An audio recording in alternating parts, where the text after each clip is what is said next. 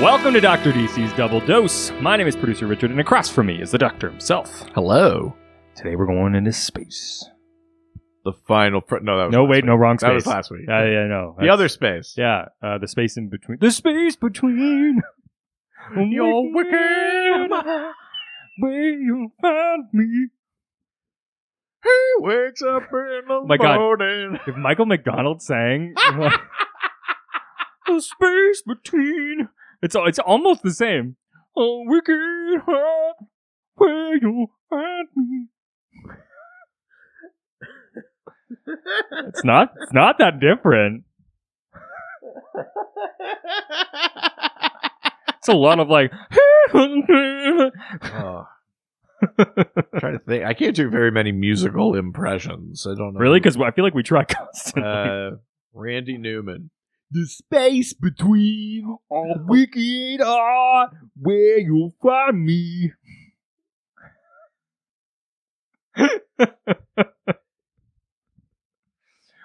Oh yeah, you got a friend in me. You've got your ball. You've got your chain Tied to me. Tie me up again. That's good. That's not bad. Randy Newman doing Crash Into Me. The idea of like, because Crash Into Me is like such a stalker song. Yeah. The idea of like just Randy Newman in the bushes outside your house. I mean, I believe it. I think. I love LA. Every breath you take. Oh no.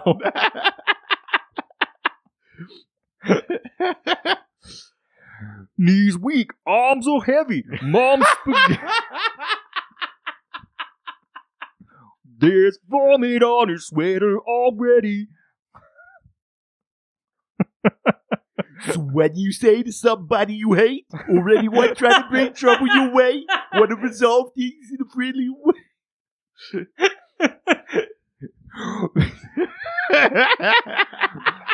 Kick through the crossroads, you won't be lonely. That's barely different from how you normally sing that. That's so funny. Yeah, welcome to our episode where it's Randy Newman sings various songs. Go ahead and jump.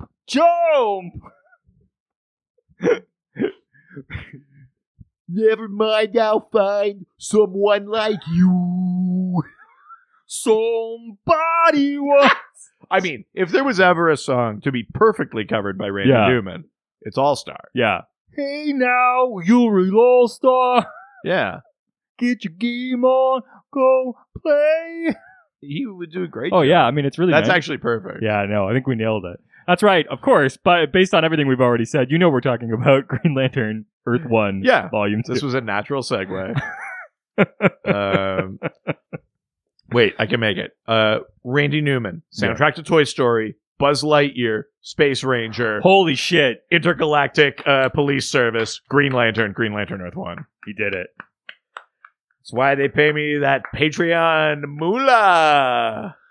Yeah, that's coming still. Don't worry. Yeah, I've been waiting on a check for going on a couple of years Yeah, now. no. It's, the mail, post office. Man. Oh, slow. My tax dollars.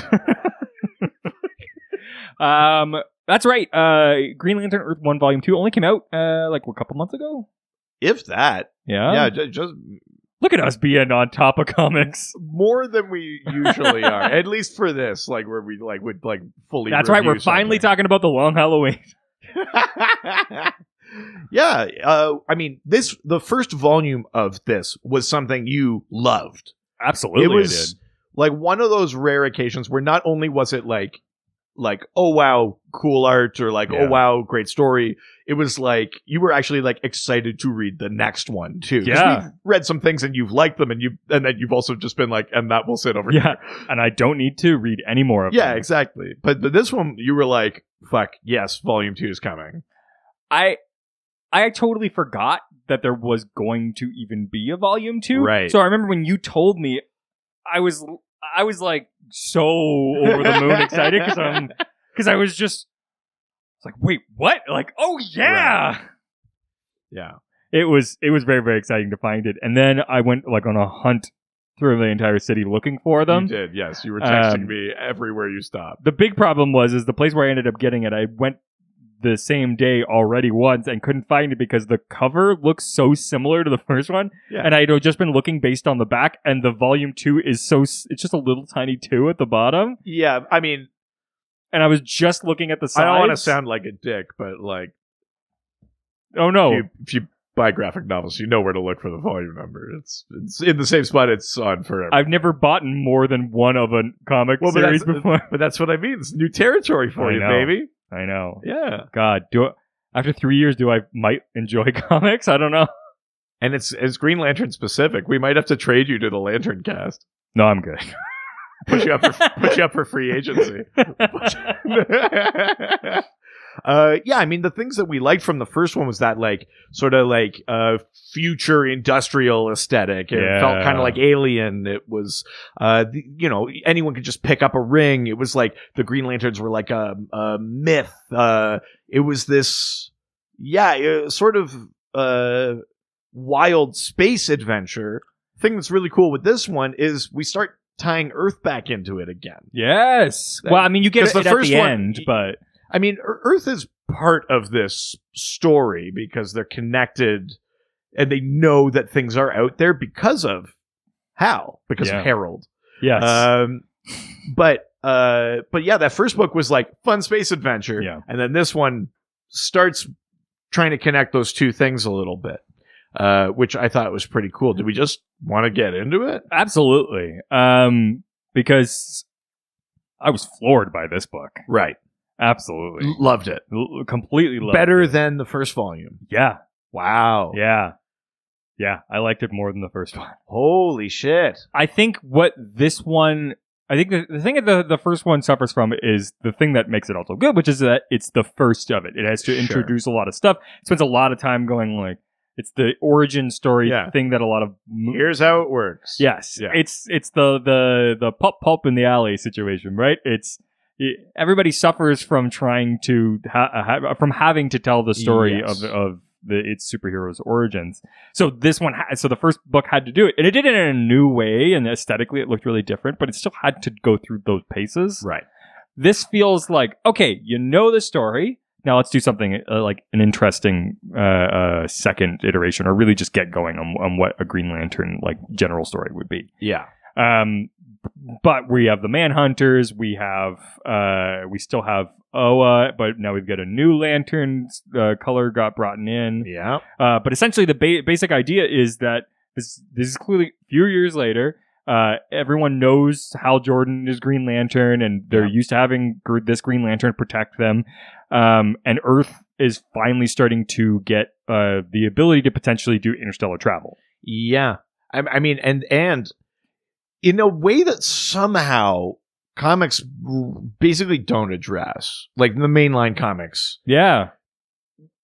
Everyone knows there are aliens because they know they're Superman, they're Martian Manhunter. Yeah. Aliens come and threaten Earth all the time. But Earth never goes anywhere. Never really goes out there. And in this one, it's like about first contact. It's about trying to set up like trade deal. Like Earth is on the brink of joining a bigger galactic community. Yeah, in a way that like you don't see other than like the far future Legion kind of stuff in main comics. The whole sort of basis of this entire storyline is that they've been developing this relationship with this group of what's the name of the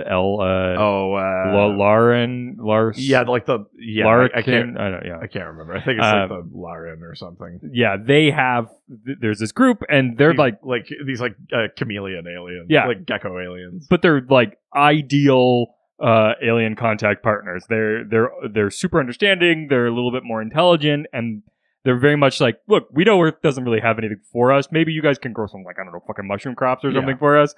But we have obviously some stuff to give you guys. Yes. And we get right from the get-go introducing a whole new Green Lantern people may know. Right.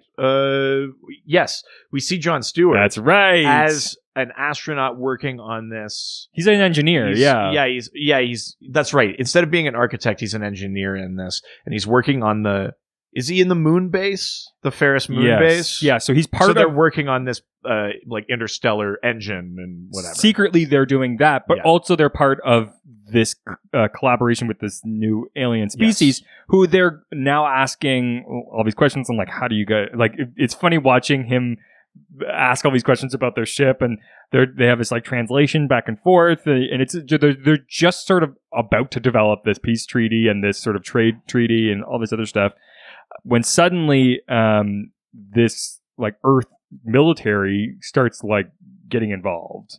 Yeah, it looks like Earth fires on the Lauren spaceship. Because basically it's as if NASA was dealing with this, and then suddenly the, like, US military shows up, the space division, and suddenly is pointing rockets towards their ship, and they're going, like, why are you doing that? We're trying to, like, we're everything's going fine. Why are you doing this?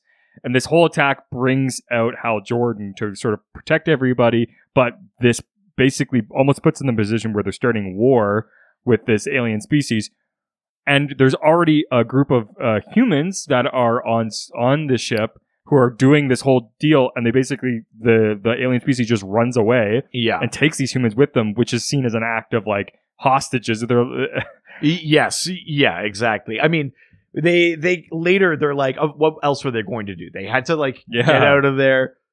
You know, like, they would deal with it later, but it does look like they're just kidnapping humans, taking them out of the solar system. Exactly. So Hal takes it upon himself to try to deal with the situation. He's like, I'm going to go to that planet, and I'm going to try to talk to these guys and, like, figure all this out. So as he shows up, suddenly we get a yellow lantern out of nowhere. Yeah. A yellow lantern just shows up on this planet and was like, fucking get out of here, I got this. And he's like, no, but I'm trying to, like, they've got hostages, we need to figure this out. Does this one even say? Oh, he does say something. He just basically goes, like, get the fuck out of here, I got this. Yeah. And as Hal's trying to explain things, he just attacks Hal. Yeah, he's pretty stoic. He does say some stuff, but he's pretty, like, he's like a brick wall, basically. Yeah. And he does. He attacks Hal, and Hal has to retreat. Yeah, because this guy's super, super powerful. Yeah. And so Hal goes to try to find the other Green Lanterns to get some support. Yeah, and they're cleaning up some messes with, like, there's still Manhunters out there. So we catch up with Arisia, Sinestro, Kilowog. I love the reuniting of Hal Jordan and Kilowog. It's super cute. But we actually get Sinestro in this. I think we maybe saw him in the last issue. I think he might have been on Oa as, like, one of the prisoners or something like that. But we didn't really get too much of him. We get a lot more Sinestro in this one. This is a Sinestro heavy book, which is great because now it's like, okay, we got the, like, beginnings set up. You know who Hal Jordan is. Let's start now bringing in the other characters that you may know. Yeah, exactly. Which is awesome. And Hal shows up and is just like, I need your guys' support. And they're like, we just found that all of the Manhunters are going back to Oa, the place they took from us. We'd love to help you with your stupid Earth shit, but it looks like you guys created this problem yourself. Well, yeah, because again, it still looks like Earth instigated it.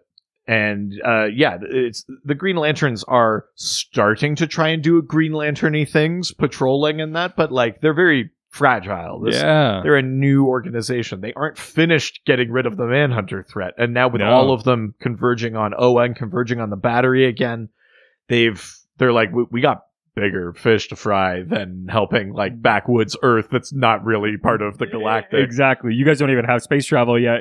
Meanwhile, this Manhunter issue is finally potentially ready to be resolved because they're all going to one place and we can just wipe them all out. Yeah. It's even Hal's just like, well, yeah, okay, like, I'll help you guys deal with that. But then we immediately have to go deal with this problem, my other problem. Yeah. And so they all show up on Oa but are immediately met by the Guardian. Yeah. Yeah, we saw the Guardian last volume briefly. When they went to Oa. When Hal was, like, in the Battery, he gets, like, a vision of the Guardian. The Guardian tells him to, like, destroy the Battery or something. And Hal's like, no, I'm not going to do that. I'll kill everybody. Blah, blah, blah, blah, blah. And he goes against that and saves the day, of course, because he's Hal. But it's that Guardian, and he's just there on fucking Oa. And he's basically saying, okay, I totally get it. And there's like piles of these the manhunters sort of all dead because he pulls behind him all of these yellow lanterns that he's gotten, and they're like, don't worry, these guys are super powerful. They're dealing with the manhunter issues. There's only even a small handful of them, and they've like basically wiped out the manhunters. Yeah, and they're like, you clearly want to have all this power, right? Why don't you take the yellow lantern ring? It's super powerful. Clearly nothing's going to happen if you do it. Yeah. All you're going to do is have more power. Don't you guys want more power? I created the Green Lantern ring, so you know that it's good to say. It's safe. And Hal's like, whoa. You also told me to kill everybody last time. You also made the Manhunters. You also made the Manhunters, yeah. Feels like maybe you're not the king of good ideas. Yeah. And Sinestro's going, well, I don't know. I sure think this is a good idea. I mean, it's a real fun version of the Sinestro thing. It's fun right? because you're like, oh, I know. Yeah. I know what's going to happen. I just want to take a quick moment to say I really like the design of the Guardian. Yeah, it makes... Instead of being like sort of floating and in those robes and that like... He's just a little guy sitting on the ground. He's in this like kind of... Yeah, he's almost got like a MODOK head. Like it's almost too big. He's walking. He's in this sort of little spacesuit thing. He looks alien. Yeah. More than they usually do. It was... I think... For a long time, it was like, how do we make these little blue gnomes look more and more like people? Yeah. Or like humans, rather. Humans. But I really dig the design. I mean, in general in this book, but I like the look of that Guardian. He looks more mortal, which I think in a way almost makes him more dangerous. I am the man who would be king. Nice. I am the hero. Sorry. I am the hero. I am the man who would be king. Good Lord. So yeah, Aricia basically goes, hey, this isn't a great idea. Why don't we get out of here? And they just sort of like bounce from Oa. And as they're leaving, Sinestro's still going, no, but I think this is a good idea. And so he goes, I'm gonna stay. And a bunch of lanterns stay with him. Yes. What does he say? I'm going back. I think the rest of you should join me. In your hearts, you know I'm right. None of you are willing to admit the Guardian is right. My concerns are for my world. The yellow lanterns are too powerful. I will not put my own people in danger for the sake of your ego and hubris. I think his sort of idea is, the yellow rings are more powerful, but also, if they refuse and the yellow lanterns are out there enforcing this, how could they stop them? Well, exactly. So he's like, it's better to be one of them, right? Well, yeah. It's sort of Sinestro's thing, which is great because it's a cool Earth 1 version of the Sinestro is not 100% wrong to go this way. I mean, with the knowledge that they have. But I mean, any version of Sinestro starts at least with him. He's a Green Lantern. Wanting to protect his people. It obviously corrupts him in every version. He ends up being more tyrant than protector. But it always starts with that nugget of protecting my people. Like with Black Adam and Kondak and stuff like that, right? So it's neat to see the Earth 1 kind of version of that turn. Oh, yeah, absolutely. It's not a violent confrontation. It's not an insurrection. It's not a mutiny. He just says, I'm going to go. And Aricia says, well, I mean, Hal says we can't just let them go. And Aricia says, that's exactly what we're going to do. If the core isn't voluntary, we're headed towards a dark place. So that's, somewhat wise leadership there from Aricia, right? Is like, they're going to leave. So we could either try to stop them, we'll all fight and people will get hurt or die, or we let them go. Well, exactly. Yeah. So we go back to Earth's moon and the base there where they're developing this new ship, which is a secret base. It's like Ferris. Oh, sorry, it's Jordan Aeronautics, but it's sort of partnered with Ferris Galactic. But it's secret because Hal does not trust the military, basically. The military or most of Earth with the ability to have interstellar travel. Yes. So he's like, we're going to start building this because I do eventually think we should join this community, but I want control over who knows about it, how it gets used. Exactly. But the bad guys find out. The military intrudes on the base, and as they're sort of getting in there, we see the team realize that this is happening, and they go, well, the only option we have is to get in the ship and get the hell out of here. Yeah, and it's like that, but it's still a prototype kind of like thing. But they do. So Jon Stewart is part of that group. Yes, exactly. So Jon Stewart and the leader is this Captain Seaton, who's the leader. And they basically go like, we just need to get out of here. And they're like, hopefully it works. And then boom, interstellar travel, they get out of there. Yeah. Which rules. So now we go back to Lauren. That's what it is. Yeah. Lauren Prime, where the hostages are kept. But they're really just realizing that like, oh, we're not really hostages. We can't go anywhere because we're on a planet where we have no idea. But they're not like, they just had to retreat. We just ended up here. Clearly, they're being fine with it. But out of nowhere, a yellow lantern shows up. There's also this really funny moment where there's a yellow lantern that shows up, and one of the hostages is like, "Oh, there's a Green Lantern," and they're like, "No, it's a yellow lantern." Yeah, it's like, but he's not green. They're like, are you colorblind? And she's like, "Yeah." No, lantern says, "I want you to take this," and like takes off its yellow lantern ring. Yes, and then you cut away. So like you're like, "What's happening?" No idea. Yeah, we go back to Kilowog, basically. Oh, sorry.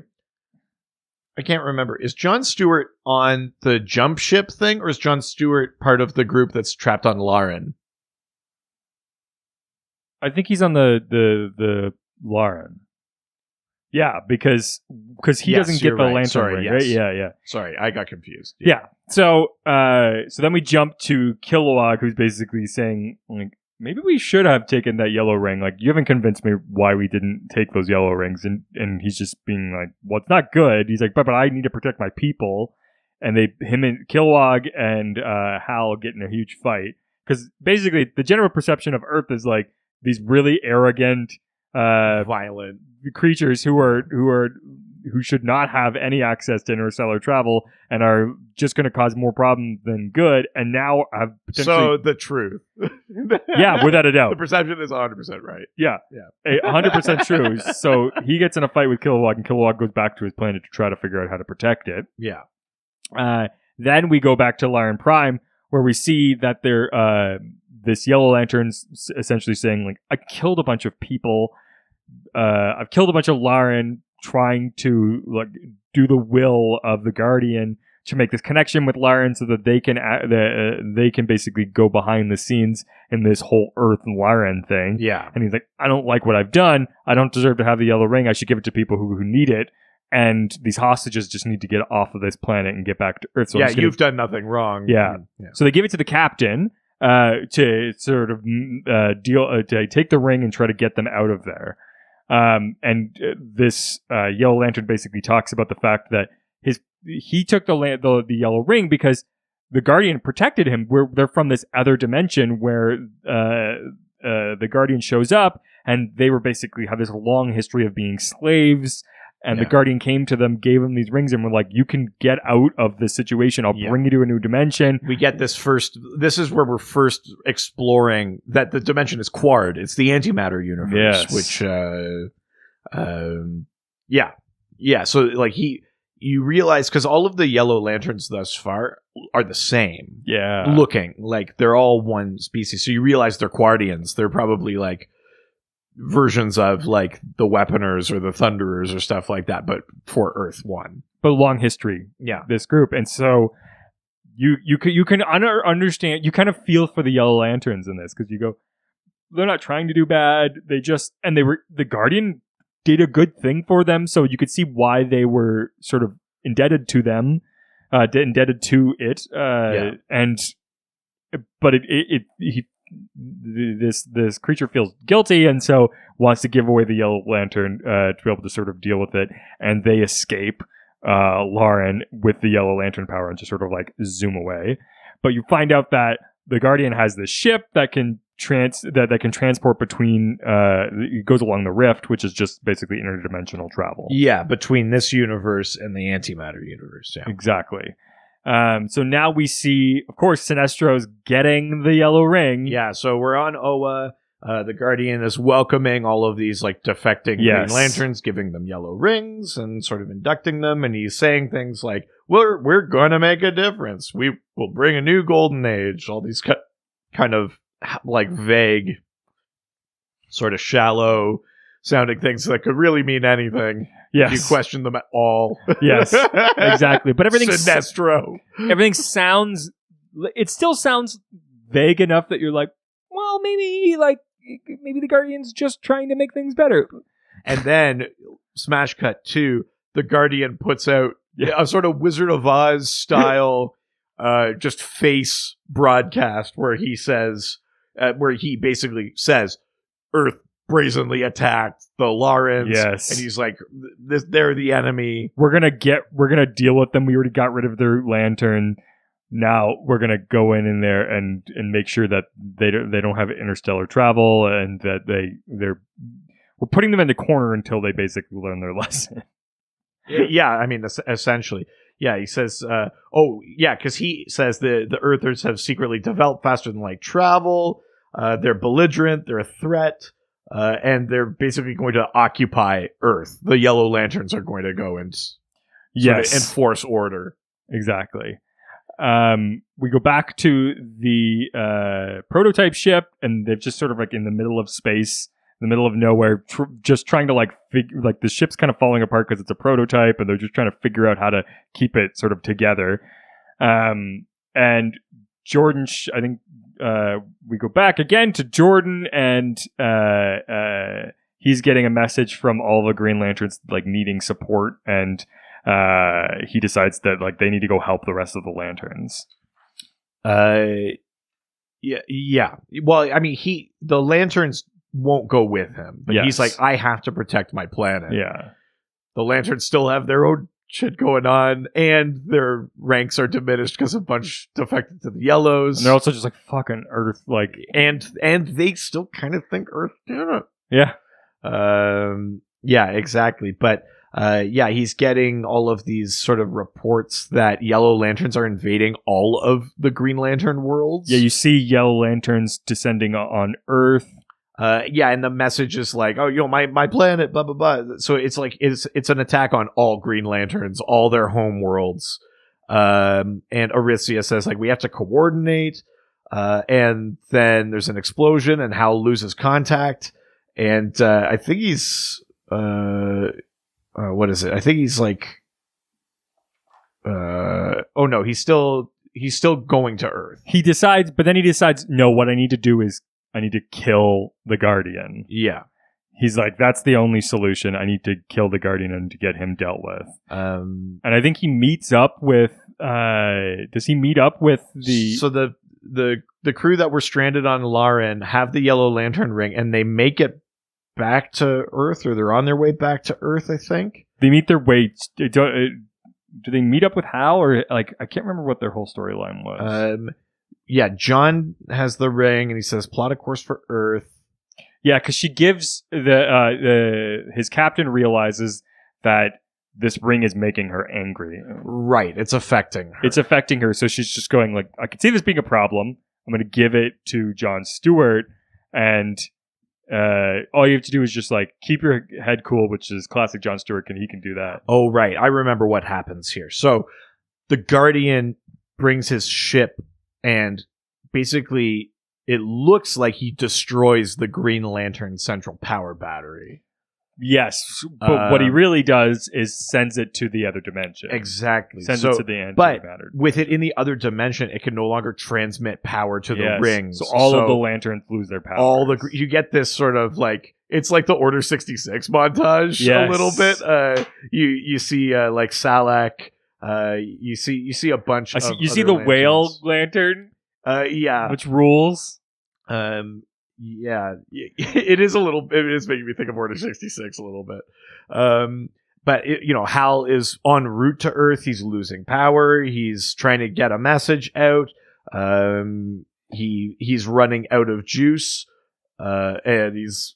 I like the part where he's trying to use a lantern. He's just this thing doesn't even hold power. What's the point of this thing? Yeah, because basically he said I would have thought the lantern would still have some juice, but the lantern's power is directly connected to the battery. Yeah. It's just actually streaming it. It's not it's not downloaded. Yeah, no. Right? The ring can hold its own charge for a bit, but the lantern itself doesn't hold its own charge. It just streams it from the battery. So when the battery was gone, the lantern immediately useless. So if your ring was almost out, your lantern couldn't charge It's a satellite. It just like points it towards you. Exactly. The closer you have it, the stronger your connection. Like, so he has to like use a bunch of power to like not fall into a sun.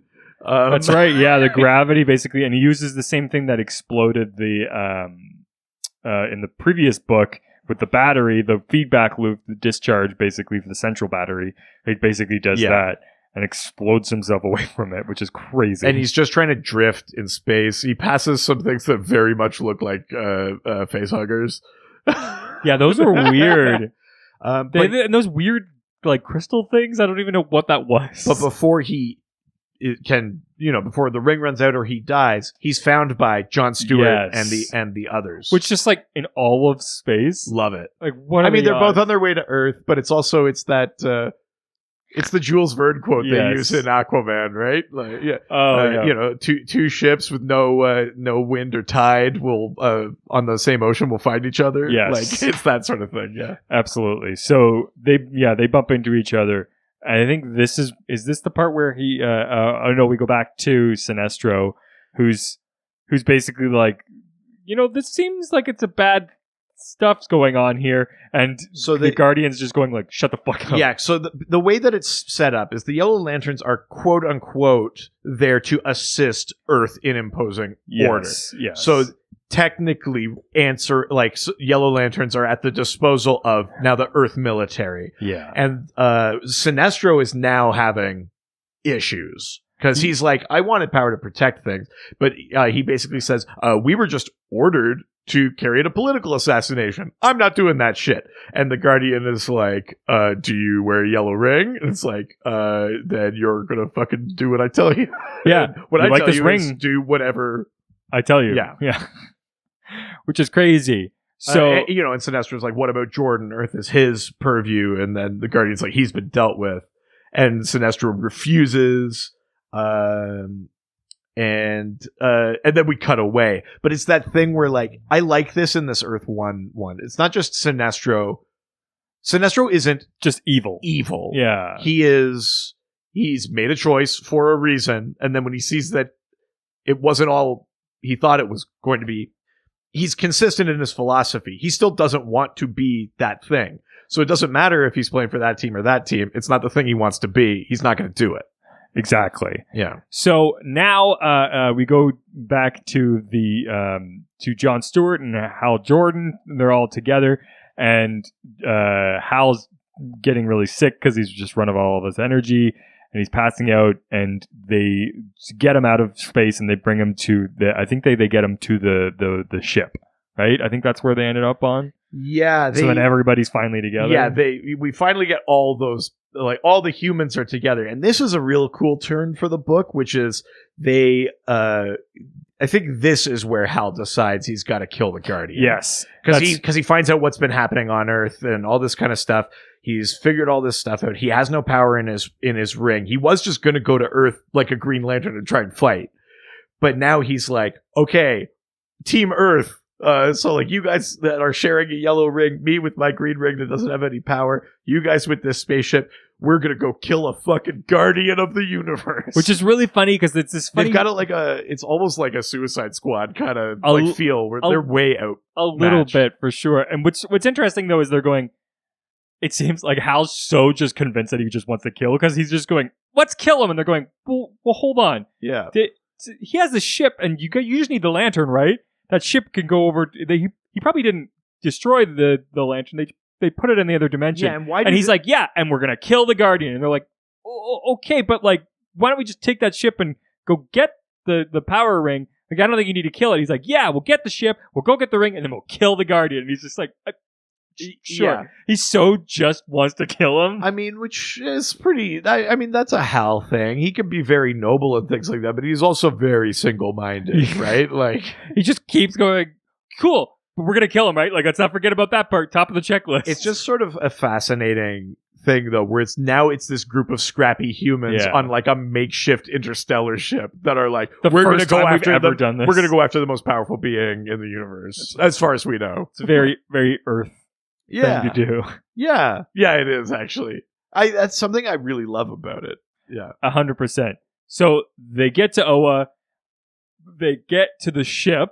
John is sort of trying to fight off the Yellow Lanterns.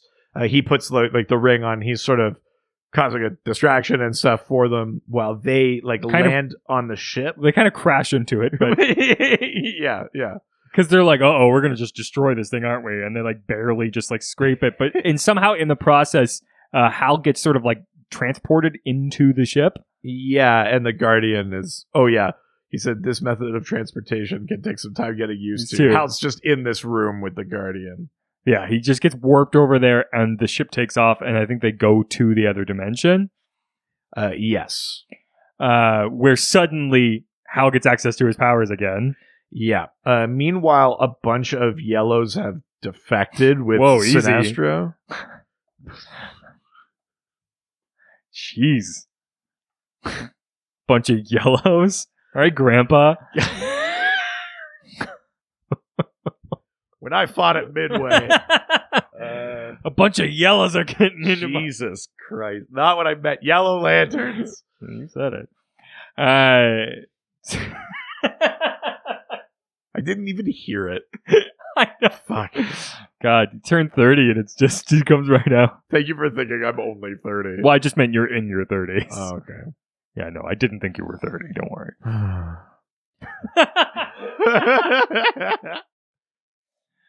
So the Yellow Lanterns are having a huge battle. So some of them are they are showing up basically at the ship. Yes. Because they've had enough of this Guardian too. Yeah. The Guardian is talking about things that are fundamental in main continuity Green Lantern lore. He mentions Corrina. He mentions witnessing the start of the multiverse. Yes. And basically he sort of says, so is Corrina big outside of this book? Yeah. Corrina is the rogue Guardian. The reason the multiverse exists is because of Corrina. Because you're not supposed to look at the moment of creation, and he does, and it splits into the multiverse. It also awakens the Anti-Monitor. It's the thing that kind of kicks off Crisis on Infinite Earths. Oh wow! Corrina is a major part of sort of Green Lantern, but also multiverse lore for DC. Yeah. So he explains that whole thing, right? This is before is this before the ship actually takes off then? I mean, the ship is in orbit. The Guardian is talking about stuff. He says the yellow battery is powerful in its own universe, but only to the limit of that realm's physical properties. Blah blah blah blah blah. In this universe, it provides enough power to open the rift I need to manipulate creation. This Guardian is going after everything, not just Earth. Not just a couple of measly planets, not just a bunch of lanterns. Yeah, he's going to make a universe that does not require this kind of intervention. Yes, it's going to fix the multiverse. Yes, which of course is ludicrous, but that's the plan. Yes. We go back to the ship, and the whole crew is basically going we need to get the hell out of here because shit's going down. Oh, sorry. I misinterpreted. A bunch of those lanterns come back at the will of the Guardian. They haven't rebelled yet. Spoilers, they rebel a bunch. Yeah. But because Tomar Ray is one of them, and he's like, I got a planet to protect. I'm not this Guardian's lackey boy. And Sinestro's I'm sure he's got his reasons, blah, blah. Yeah. Sinestro's kind of been whipped a little bit, but he's also, I think he knows, if I've been called back to protect him, I also might get a shot at him. Yes. Exactly. But they're trying to basically, is it the Yellow Lanterns that are breaching the hull of the prototype ship? Yeah, and but then it's the Lauren fleet shows up with Kilowog. Yeah, on your left. No, there won't. Yes. So good. And Arisia's got the ring, the yellow ring on her suddenly. Yeah, some of the lanterns have yellow rings if they've managed to get them from Yellow Lanterns. Yeah. Some of the Yellow Lanterns join in, like Sinestro, and basically kicks off this big ass space battle between a bunch of the Yellow Lanterns, the Quardians mostly. And the Laurens. And the Laurens. Kilowogs in a ship. Yeah. huge battle, and this is when the ship takes off. I think it goes to the other dimension. Yeah, it's like Hal tried to stop the Guardian. Guardian hits a button. The ship disappears to the other dimension. But that's when I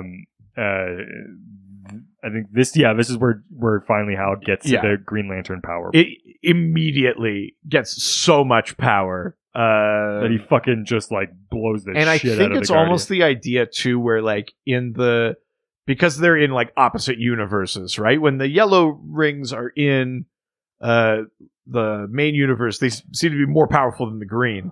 In the antimatter universe, the green seems way more powerful because like Hal has this like massive sort of energy burst. He's glowing like in a way that he hasn't been previously, which is it's a cool effect. He basically traps the Guardian in this fucking black hole, and the dimensional rift is basically imploding. Yeah, which is crazy shit. So they do a return jump really quickly. He fucking kills the Guardian and throws him into the interdimensional rift, and he basically goes like, everybody get the hell away from this because this ship's about to blow. Yeah. Which is and I think all the yellow lanterns basically surround it, and find out the Guardian is dead, so there's nothing really to force them to be controlled any longer. Yeah. Sinestro says there was never a Yellow Lantern Corps. Go protect your homes, live a quiet life. That's what I intend to do. And the Quardians or whatever their name is, Quardians, yeah, the Accordions.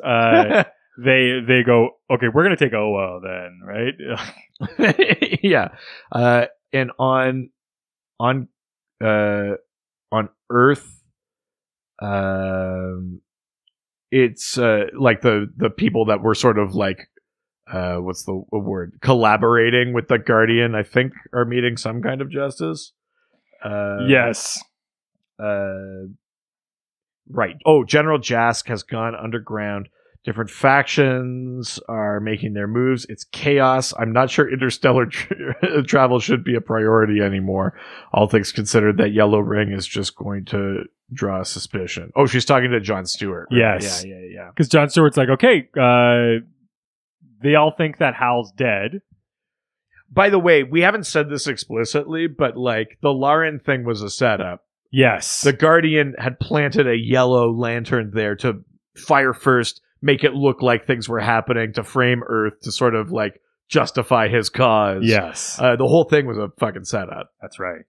And it's interesting because at the end they all just assume that Hal's dead. I don't know at what point they think he died. I think it's because when the thing exploded. He doesn't get off the thing. Yes. He says, stay back, Aricia, keep everyone away. You'll be pulled into the Guardian is already dead.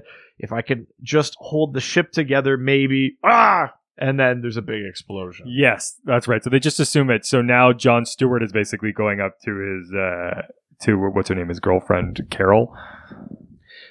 Yeah, that's not John's girlfriend. Or no, Hal's her girlfriend. That's what I mean. Sorry. Yeah. It's Carol Ferris. Yeah. So he goes to Carol and he's just like, hey, like you should keep doing it. And she's just like, I don't think this is a good idea. Like we should bail on all of this like interstellar travel shit.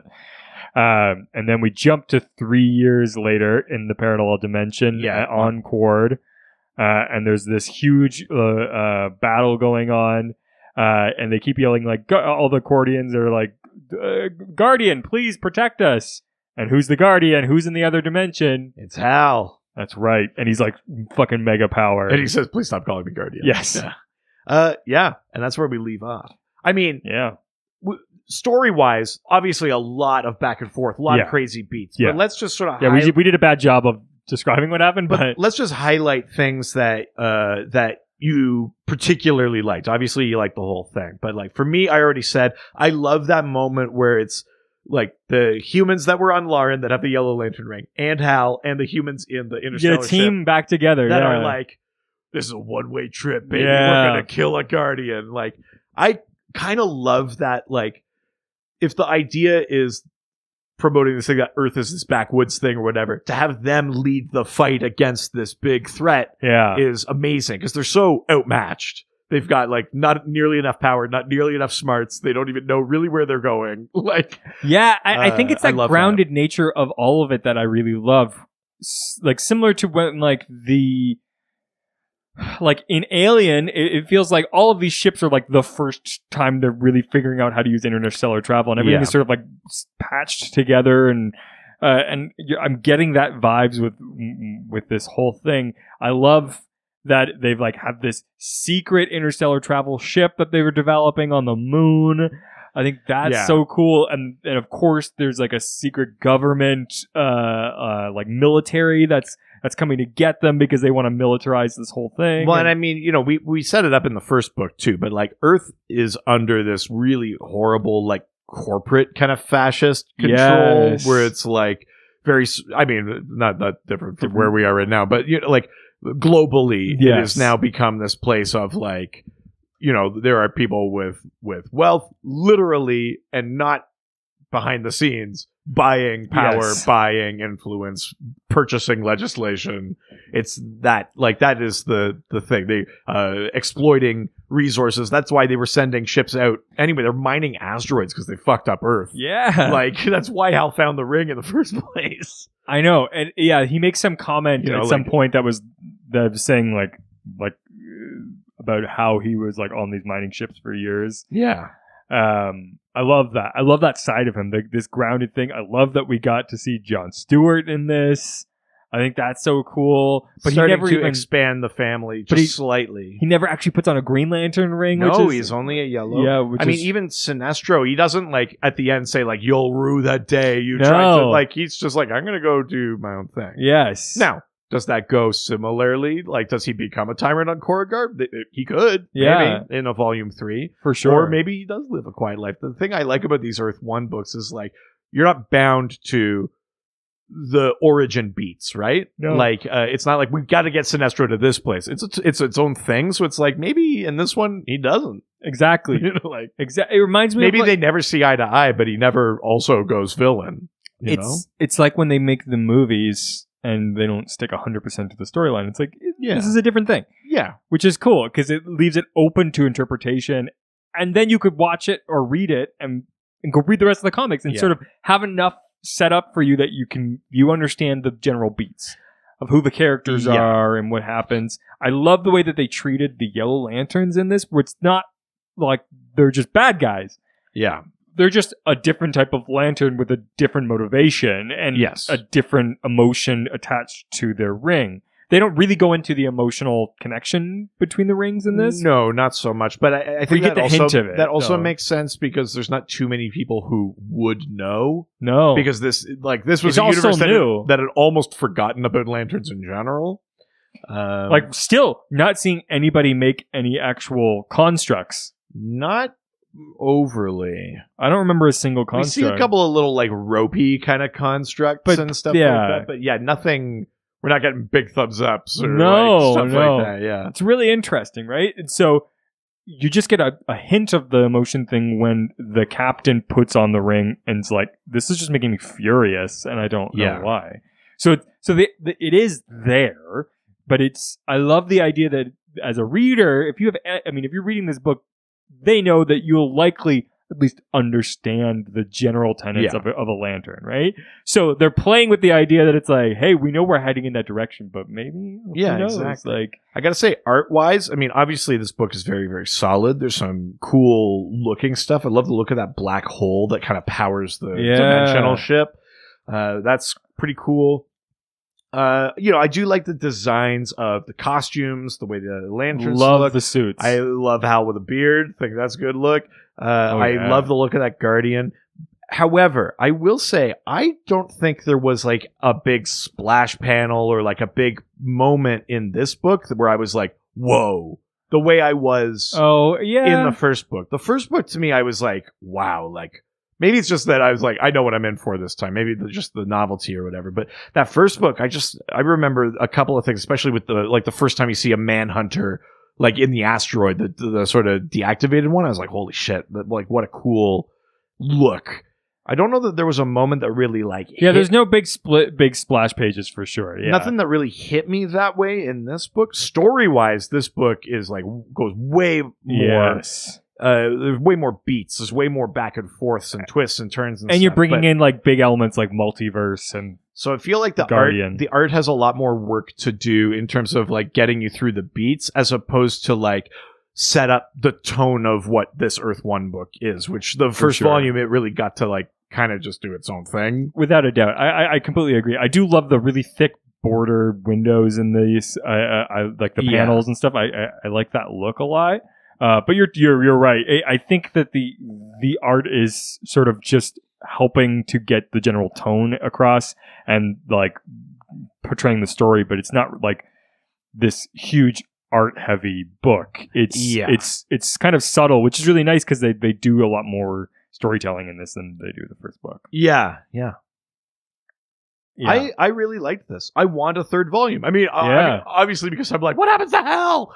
But like, I really dig these. I mean, I liked the first Superman Earth 1. The second one kind of lost me a bit. I didn't like it as much. The Batman Earth 1 I really dig, but we've been waiting for like 8 years for fucking volume 3 because it's Jeff Johns and Gary Frank, and it takes forever. But that's supposed to be coming. Supposedly. Fingers crossed. I'm excited that they did say that there were a couple more Earth 1 projects coming. They didn't say which ones, but possibly, I think, Flash and Aquaman, because those were ones that had been talked about a long time ago and then never materialized. So I can picture the Aquaman one. I have no idea what they would do with the Flash one. That's the one that excites me because that's a character that they've retold that story so many times. So what could the Earth 1 be? Yeah. Is it like how much different is it going to be from like a Jeff Johns version that we had seen before? Yeah, I mean, I think there's a lot of potential in both of them. I mean, that neither of those are confirmed, but those had been talked about a long time ago, and then they sort of fell by the wayside. And then they said, well, we've got 2 more coming. So it was like, maybe it's just those. I've long said that I want a Martian Manhunter Earth 1. I liked Wonder Woman Earth 1. Those ones are really good. A Martian Manhunter one, if they went like full noir vibes with it and actually made it in like the 50s. I mean, I've been pushing for the Roswell like version forever. Yeah, I mean, I would dig like a Dr. Fate Earth 1 that sort of starts. I mean, now we're just talking about every character, but I mean, there's a lot that would work well with Earth 1, but yeah, I mean, while still being excited for Zatanna first one, while still being excited for those other things, I kind of just want to keep going with this Green Lantern one. I love this book. I like it more than the first one. Yeah, which means it's like in my top 10 favorite DC books. Holy shit! Yeah. You're all in. I am, and I never would have thought, like... I wouldn't either. I would have thought, like, yeah, he'll like this, but, like, this is, like, you really, like, latched onto something in these ones. I think, for me, genre stuff-wise, sci-fi is always my favorite. Sure. A huge sci-fi fan. And so I think that it hits that exact, like, near-future sci-fi thing I love so much. Without veering into the kind of, like... geeky fantasy thing. Like, yes. There were 7 colors, each of whom bequeathed but also not doing that other sci-fi thing where it's like, on the planet Xantanthanine, and 12 generations ago, there were these things, and these 2 star children came, and it doesn't do that either. Yeah. It's this sort of still Earth-focused, near-future, sort of grungy, Star Warsy kind of alien version of space and sci-fi that I love. And I think that it's got lots of room to delve into things if it wants to, but it's also not like bogging itself down with like, oh, did we just meet Arisia? We gotta catch you up on everything Arisia in Earth 1. Like, it's not trying to say like, and this is what Earth 1 version of all of this shit is. It's just saying, like, what do we need for this story? Let's keep it streamlined. Let's keep it. It's pretty action-packed. It really moves. Like, a lot happens in whatever. But at the same point, pages. They're not bringing in a crazy amount of huge concepts, right? Yeah. You're not getting into the emotional spectrum. Like you said, you're not even really getting into constructs. You're not getting it. It's just barely like, okay, now we're just going to talk about the Guardian. And, because the first one was like, okay, there's the Manhunters, and we need this battery. And then this one's like, okay, we've got the battery, But the Manhunters are slowly becoming less of a problem, but now there's another ring color and the Guardian. Yeah. And it's like just a couple of little concepts to bring you in, and instead of overwhelming you with, which, I mean, as much as we love it, can be a huge issue with DC. It's very challenging to jump in anywhere, because it's always like, okay, here's the storyline. By the way, there's a multiverse and all these other things are happening, and like, here's three new characters, and they're already dealing with another thing you had to read 3 other comic books to understand. Right. We're just dealing with lanterns. We're barely talking about that many colors. Like, it's so simplified, and I think that's what's sort of drawing me in as somebody who's got a sort of like a knowledge of many, master of none thing with DC, that I'm like, oh, I get the players and I know the general beats, but I don't have a lot of like detailed knowledge. This is helping me sort of travel and go into these characters. It just straight up just has a cool look. I think the dialogue's well written. It feels it doesn't feel too high concept or anything like that. And again, like I said, it fucking moves. Like, there is no like, oh, and then House sits for 3 pages sad about his fucking dad or whatever. I feel like these it's none of that shit. It's just like, go, go, go. Like, we haven't even had time for Hal and Carol. There's a little bit of it in this book. It's basically in between the 2 books is when it happened. But there's like, like we haven't even done that shit. No. Like, it's kind of crazy. I think these Earth ones, of course they work for Batman and Superman, because just they're Batman and Superman stories. But what they work for well is the sort of less known characters. I think the reason why I like this so much is it's like, I don't need to see an Earth 1 Batman. Like, I know what Year 1 and Earth 1, like, I know what their general stories are. I don't need them. What I need is a simplified version of these key characters told in a way that is sort of a modern take. Helped you There's actually understand. not much to simplify with Batman. So really Earth 1 just ends up being things happen slightly different here. Yeah. As opposed to like being new. Yeah. Right? Well, because it's supposed to be like, I think the general idea of these Earth ones is sort of like almost a retelling modern take on these stories that we've already known. Yeah, just sort of like slight variations. They may have initially thought they were making sort of like an Ultimates universe, but then they were like, they may not even be in the same continuity as each other. Yeah. They're all just technically on Earth 1. For me, it just comes off as like a modern retelling of a storyline without sort of all of the baggage. Like, what if you took away New 52? What if you took away everything? It's like, you don't have to worry about like, oh, but at this time Rudy Jones was already Parasite. Like, you don't have to deal with that. Exactly. You just come in and going, okay, what if we just told you that these are the characters from this from this character? These are the general things about them. How would you tell the story without thinking about all the other years of history? That's what these feel like for me.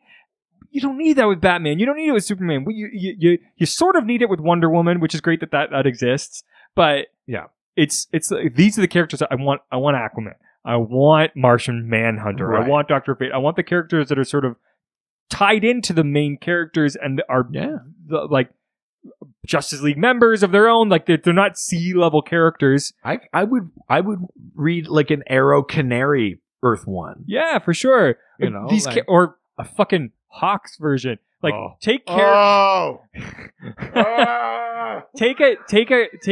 that have been fucking bogged down by nonsense for years and just go, okay, wipe the slate clean. This is how you can understand them, and then jump into any book and you'll have at least enough of an understanding of how things work. Yeah. That's what I want. Man, I will say, I super dug this volume. I want more. Yes. I'm still not 100% sure which one I like better. I don't know. I honestly don't know. I almost committed there, but I know. I saw you going for it. You almost went 1, but then you're like, God, 2. I think that just the thing I was saying about the art being impactful in 1, that makes me want to say 1, but like, this story fucking rocks. But it might be 1 though, because that idea of just like, and they're forgotten. Yeah. But it's, and then the Manhunter, like, I don't know. It might be 1 still. Not that I didn't like this one, but I think there was just something really magic about that setup. That's the storyline. And hopefully with Hal now in another dimension, you almost can do half reset it. Like, not reset, like a reboot, but like half recapture that magic. Because now it's like, Hal has been gone for 3 years. What have the Lanterns become in his absence without him being there as like a moral compass or a inspiration or whatever? And then he comes back and it's like, well, is it all good, or like has something gone askew? Has Sinestro stayed retired? Is something else like you can almost recreate this almost like the setup of the first one, but for this third one by having him stuck on Quard like they did at the end of Volume 2. This is what I would dream of the TV show, the Lantern Corps TV show being, which is like the redevelopment of the Corps. Right. The Corps used to be a thing. Yes. You have to bring it back. That's the thing that, because I don't want it to be the Men in Black. That's what I'm concerned about it becoming. Yeah. Is I really don't want this Corps TV show to be just like, there's been this secret Corps the whole time, and it's like, here come the Green Lanterns. I'm from Zebulon 4. Yes. Yeah. I am just like wacky characters inside of this space police station. Sure, and I'm just like, I don't fucking need that. Give me this sort of OA 99. Yes. That's what I don't want. Yeah, sure. I want to have this thing where you get to like discover old technology and like maybe you find their old base somewhere, and like that's the stuff that I'm like, fuck yeah, give me that. Give me that like history in the future kind of thing. Yeah. I'm all about that.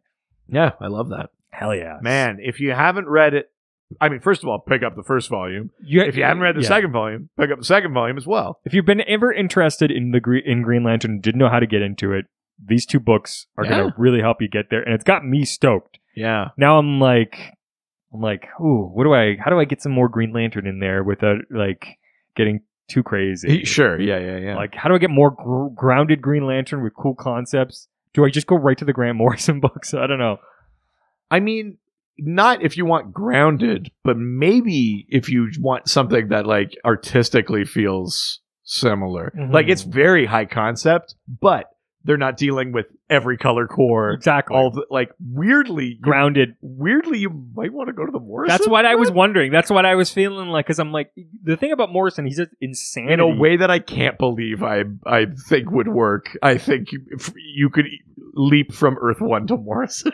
The thing about Morrison is that it's not that he doesn't bring a ton of stuff into the books. He just brings a crazy fucking concept that's hard to understand. Right. But once you like get it, you're like, oh, he's not doing that much. He's not bringing in a million elements. He's just bringing in a concept that's hard to capture and hard to understand. Right. So, it like of all of the Morrison books that we've read, I've never been like, that was too fucking confusing because of all of the stuff that was going on. It was just like, I just didn't understand the one thing he was fucking talking about. Yeah. So it might be sort of a great next step. So yeah, totally. But yeah, please, but let me know if anybody who's read that Green Lantern. If you have other recommendations for Richard, make sure he gets those. Exactly. But yeah, definitely check this out. Green Lantern Earth 1 is the bomb diggity. Wow. And with that glowing recommendation, how could you not want to read something that's going to make you feel so cool? The bomb diggity. Adios. Ciao chisel manizzles. Oh no. Yeah. Pull the chute. Yeah, you bunch of yellows. Heroes, they always fight for what is right. Live with danger and adventure, they are men of might. This was a Brain Freeze podcast.